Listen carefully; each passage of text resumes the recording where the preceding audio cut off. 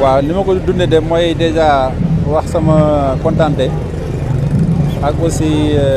sama satisfaction ci li nga xamante ne gis nañ ko tey parce que tey jii la ñuy def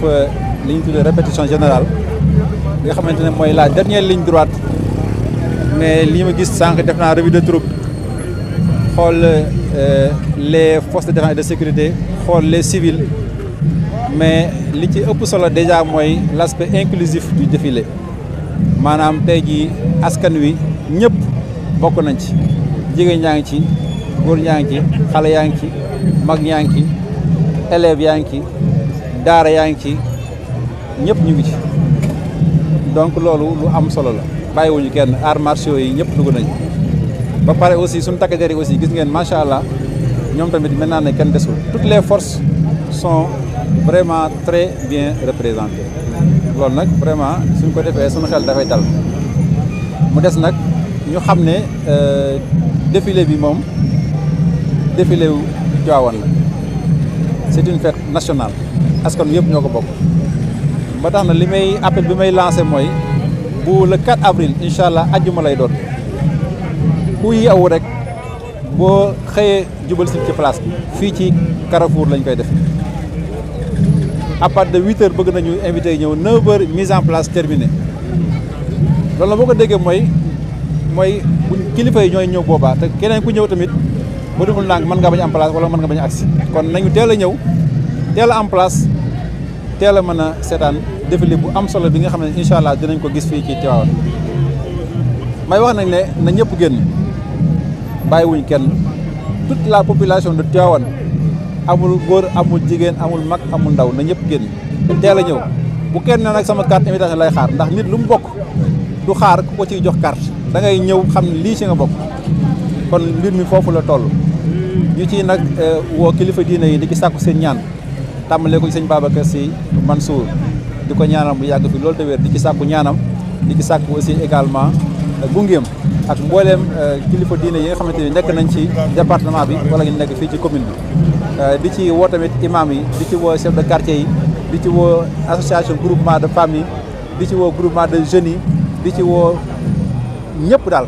nañu génn ñëw te xam ne Tivaouane moo aaye ku ñëw tamit ñu ngi lay ñaan nga ànd ak dal ànd ak yar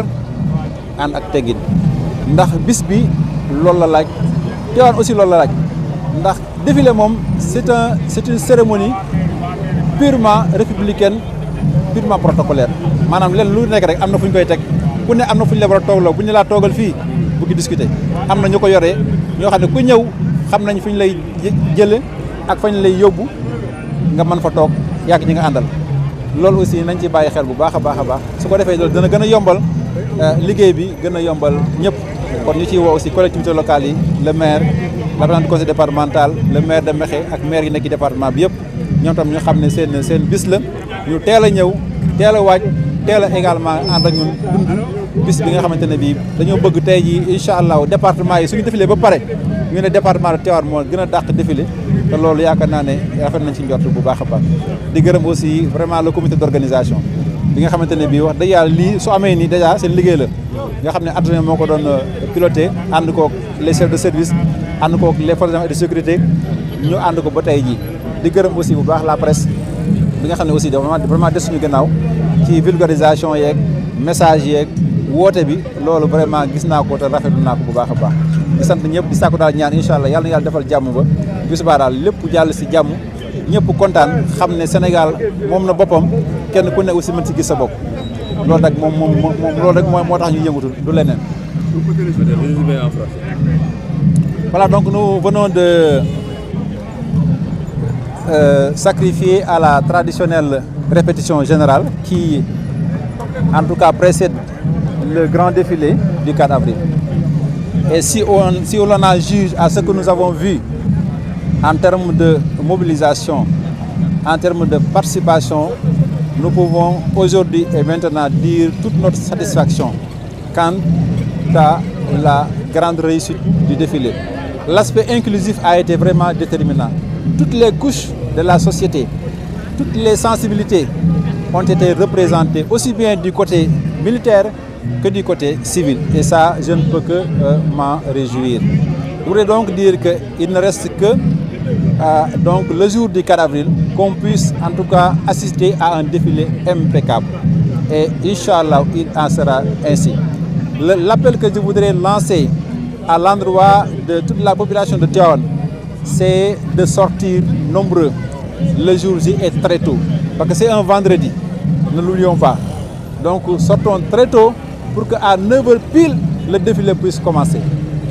Ça aussi, je crois que c'est important. Sortir dans la discipline, sortir également dans le calme et la sérénité. Parce que c'est une cérémonie protocolaire, c'est une cérémonie républicaine où tout est normé. Et ça aussi, je crois que c'est important que les gens qui viennent aussi puissent garder cela en repérage. Il ne me reste plus vraiment à prier. Je rappelle également que la veille, alors nous devons aussi assister à la traditionnelle retraite au flambeau. C'est important aussi de le dire. Et ça aussi, c'est une fête où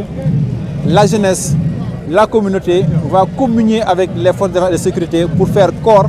donnant ainsi vraiment toute sa signification au concept armée-nation. Ça aussi, j'appelle surtout la jeunesse de venir, mais dans la discipline et dans le calme, vraiment, en tout cas, assister à cette retraite au flambeau qui, en tout cas, promet beaucoup de choses en termes de biens, en termes de folklore, en termes également d'animation. Je crois que c'est important et ça donne déjà un avant-goût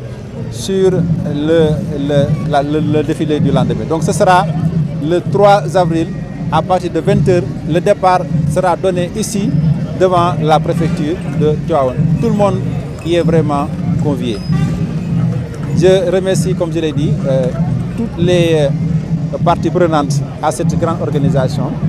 à commencer par le comité d'organisation qui est coordonné par l'adjoint au préfet, mais également qui a autour de lui l'ensemble des services techniques, mais aussi des forces de défense et de sécurité qui, chacun à ce qui le concerne, ont joué en tout cas leur pleine partition pour qu'on en arrive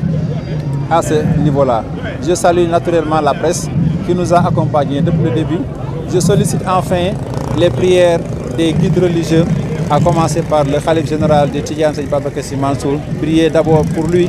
pour que Dieu lui laisse encore longtemps avec nous. Sollicitez ces prières pour une excellente réussite de cet événement